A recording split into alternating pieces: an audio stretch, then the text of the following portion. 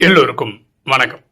இன்னைக்கு நம்ம பார்க்கக்கூடிய சப்ஜெக்ட், நாம் அடுத்தவர்களுக்காக யோகா செய்யும் போது.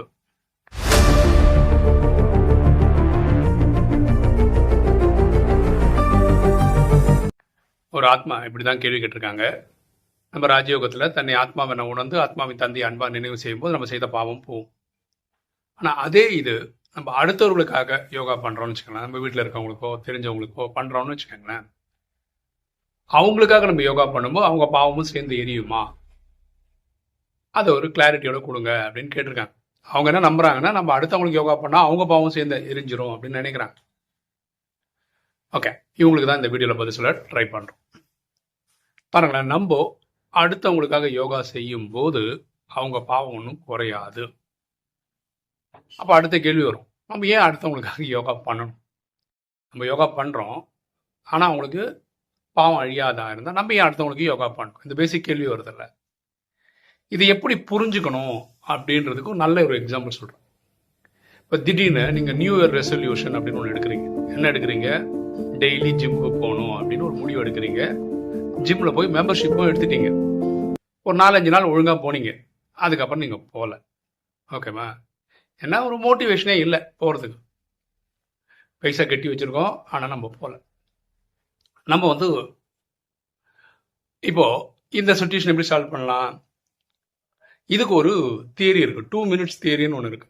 அது என்ன சொல்லுது அப்படின்னா, நீங்க ஜிம்முக்கு பைசா கட்டிட்டீங்க, கொஞ்ச நாள் போகவும் செய்தீங்க, இப்போ போறதே கிடையாது.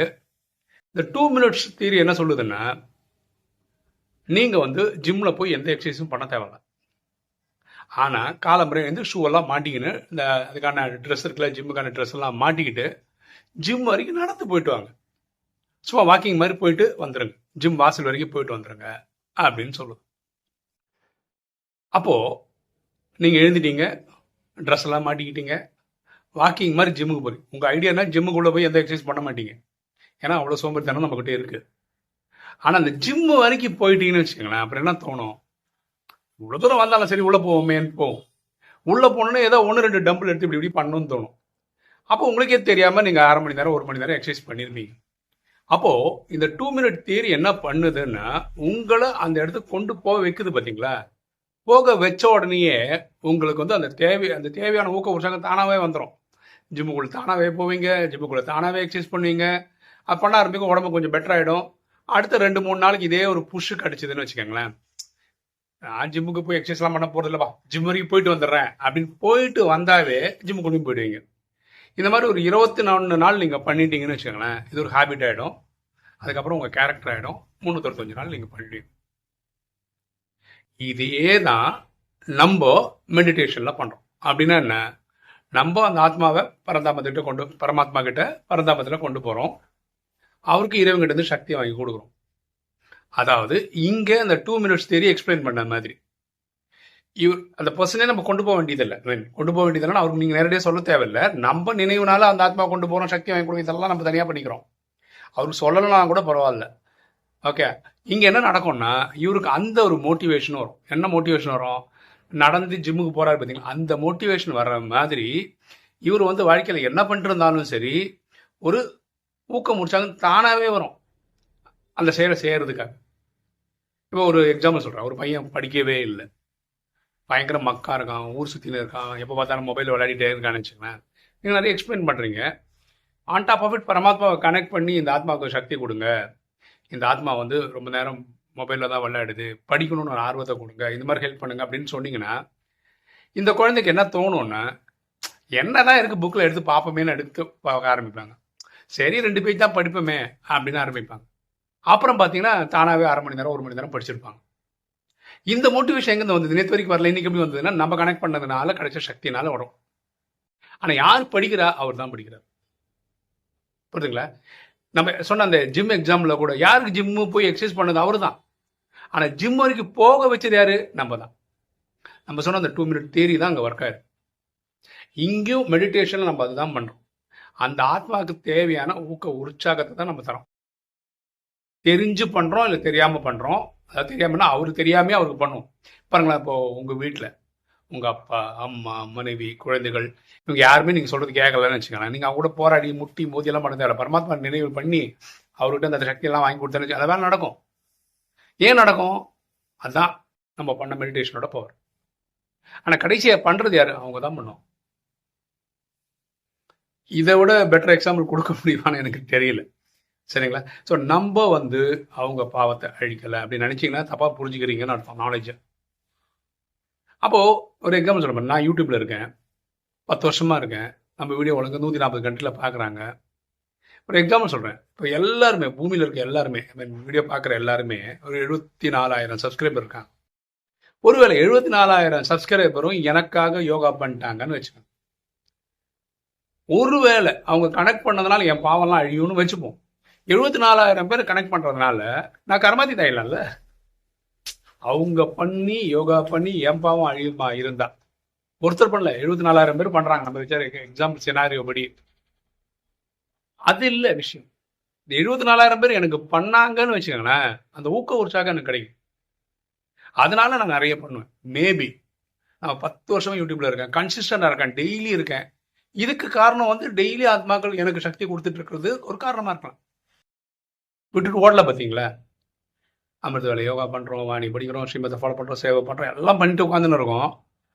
இதெல்லாம் எப்படி நடக்குது? இவங்க எனக்காக யோகா பண்ணதுடைய சக்தின்னு விளைவா இருக்கு. ஆனால் கடைசி யார் பண்ணுறேன்? நான் தான் பண்ணுறேன். அந்த ஊக்க உற்சாகம் எப்படியோ வந்துடுது இல்லை? காலம்பரம் அமிர்த எழுந்துக்கணும்னு ஒரு ஊக்கம் உற்சாகம் வருது, வாணி படிக்கணும்னு ஒரு ஊக்கம் உற்சாகம் வருது, அது சேவை பண்ணணும்னு ஸ்ரீமத்தை ஃபாலோ பண்ண இதெல்லாம் எங்கேருந்து வருது? ஒன்று நான் யோகா பண்ணுறதுனால வருது, இல்லை எனக்காக சில பேர் பண்ணும்போதும் வருது. ஆனால் கடைசியாக யார் பண்ணணும்? நானே தான் பண்ணணும். எனக்காக அடுத்தவன் பண்ண முடியாது. எனக்காக என் மனைவி உணவு தயாரிக்கலாம், ஆனால் நான் தான் எடுத்து சாப்பிடணும். அந்த மாதிரி. ஸோ தயவு செய்து இப்படி புரிஞ்சுக்காதீங்க. நம்ம அடுத்தவங்களுக்காக யோகா பண்ணும்போது அவங்க பாவம் குறையும், கிடையவே கிடையாது. ஆனால் அவங்களுக்கு அந்த மோட்டிவேஷன் கிடைச்சிரும். அந்த மோட்டிவேஷன் கிடைச்சா அவங்களே பண்ணிடுவாங்க. அவங்களே பண்ணால் அவங்களுக்கு ரிசல்ட் கிடைச்சிடும். ஓகேவா? இப்போ புரிஞ்சிருக்கும்னு நினைக்கிறேன். நான் ஏன்னா அந்த ஆத்மா கொஞ்சம் கன்ஃபியூஸ்டாக இருந்திருக்கலாம், இல்லை ஒரு கிளாரிட்டிக்காக கேட்டிருக்கலாம். ஓகேவா? அவங்க கிளாரிட்டிக்காக கேட்கறது பல பேருக்கு கிளாரிட்டி கிடைக்கிறதுக்காக இந்த வீடியோ யூஸ் ஆகும் அப்படின்னு நான் நம்புகிறேன். ஸோ இந்த 2 மினிட் தியரி தான் ரொம்ப முக்கியமான விஷயம். இப்போ படிக்கிற பசங்க கூட ரொம்ப டல்லாக இருக்காங்கன்னு வச்சுக்கோங்களேன், நீங்கள் இந்த மாதிரி ஊக்க உற்சாகம் கொடுக்கலாம். ஏதாவது ஒரு 2 மினிட் தியரி மாதிரி ஒரு சின்ன ஐடியாலாம் கொடுக்கலாம். அது அவங்கள உட்காந்து புக் எடுத்து படிக்க வைக்கிறதுக்கு ஒரு முனைப்பாக இருந்ததுன்னு வச்சுக்கோங்களேன், ஆட்டோமேட்டிக்காக அவங்க நல்லா படிக்க ஆரம்பிச்சிருவாங்க, நல்ல மார்க் எடுக்க ஆரம்பிச்சிருவாங்க, நல்ல ரிசல்ட் வர ஆரம்பிச்சிடும். ஸோ இதுதான் நம்ம மெடிடேஷனில் அச்சீவ் பண்ணுறோம். புரியுதுங்களா? அதே தான் இப்போ நம்ம வீடியோ போடும்போதும் பரமாத்மா நினைவில் இருந்தே இந்த வீடியோ போடணும் அப்படின்னு சொல்கிறோடைய லாஜிக் என்ன? பரமாத்மா சொல்கிறதோட லாஜிக் என்னென்னா, இதை கேட்கும்போது உங்கள் ஆத்மாவை டச் பண்ணும் இந்த வீடியோ. ஓஹோ, இதுதான் சொல்கிறாங்களோ, இது ட்ரை பண்ணி பார்க்கணுமே அப்படின்னு நீங்கள் நினைப்பீங்க. இப்போ நீங்களே என்ன பண்ணலாம்? இதெல்லாம் நான் சொல்கிறது கரெக்டாக இல்லையான்னு கண்டுபிடிக்கணும். உங்கள் வீட்டில் இருக்கவங்களெல்லாம் வச்சு எக்ஸ்பெரிமெண்ட் பண்ணுங்க. உங்கள் அப்பா நீங்கள் சொன்னது கேட்கலான்னு நினச்சாங்க, கனெக்ட் பண்ணி பரமாத்மா கனெக்ட் பண்ணி அந்த இது சக்தி வாங்கி கொடுங்க. உடனே நீங்கள் நினச்ச மாதிரி ஒரு பண்ணுறாரா இல்லையான்னு பாருங்கள். உங்கள் அம்மாவுக்கு பண்ணி பாருங்கள், மனைவிக்கு, குழந்தைக்கு, பெண்களாக இருந்தால் ஆண்களுக்கு, எப்படி கணவருக்கு எப்படி பண்ணி பாருங்களேன், என்ன ரிசல்ட் வருதுன்னு பாருங்கள். சரியா? ஸோ இந்த கிளாரிட்டி இருக்கணும். நான் மன்மனாபாவம் பண்ணால் என்னுடைய ஆத்மாவில் இருக்க பாவம் போகும். நான் அடுத்தவங்களுக்காக யோகா பண்ணேன்னா அவங்களுக்கு அந்த ஊக்க உற்சாகம் கிடைக்கும். அந்த யோகா பண்ணுறது ஒரு செயல் செய்கிறதுக்கு அவங்க தான் அந்த செயல் செய்வாங்க. ஆனால் செயல் செய்ய வைக்கிறதுக்கான ஊக்கம் உற்சாகம் நம்ம தரோம். ஓகே, கிளாரிட்டி கிடைச்சிருக்கும்னு நினைக்கிறேன். இப்போ வீடியோ பார்க்குற நீங்கள் உங்களுக்கு என்ன தோணுது? நான் ஒருத்தனுக்காக நினைவு பண்ணேன், அதனால் பாவம் அழிஞ்சிரும் அப்படின்னு நினைக்கிறீங்களா? கிடையவே கிடையாது, சான்ஸே கிடையாது. பரமாத்மா வாணியில் என்ன சொல்கிறாரு? நான் உன் கார்மிக் அக்கௌண்ட்டுக்குள்ளே வரமாட்டேன் அப்படின்னு சொல்கிறார். படைச்சவனே வரதில்லை, நீங்கள் அடுத்தவருக்காக உள்ளே போய் அவருக்காக யோகா பண்ணும்போது பாவம் அழிஞ்சிருமா என்ன? அந்த டைம் இருந்ததுன்னா எனக்காக யோகா பண்ணி கர்மாதீத் பண்ணி ஓடி போகிறது தான் நான் பார்ப்பேன். ப்ராக்டிக்கலாக நடக்குமா இருந்தா? இல்லை எனக்கே யாரும் 74,000 பேரும் பண்ணாங்கன்னா நான் இன்னைக்கு கர்மாதீத் ஆகிருக்கணுமே. நான் ஏன் உட்காந்து டெய்லி வீடியோ போட்டு உட்காந்துன்னு இருக்கேன்? சிவானிலாம் போய் சேர்த்துருக்கணும். கரெக்டாக? ஸோ அப்படி இல்லை. தயவுசெய்து கிளாரிட்டி எடுத்துக்கங்க, புரிஞ்சுக்கங்க. ஓகே, இன்னைக்கு வீடியோ உங்களுக்கு பிடிச்சிருன்னு நினைக்கிறேன். பிடிச்சா லைக் பண்ணுங்கள், சப்ஸ்கிரைப் பண்ணுங்கள், ஃப்ரெண்ட்ஸ் சொல்லுங்கள், ஷேர் பண்ணுங்கள், கமெண்ட்ஸ் போடுங்க. தேங்க்யூ.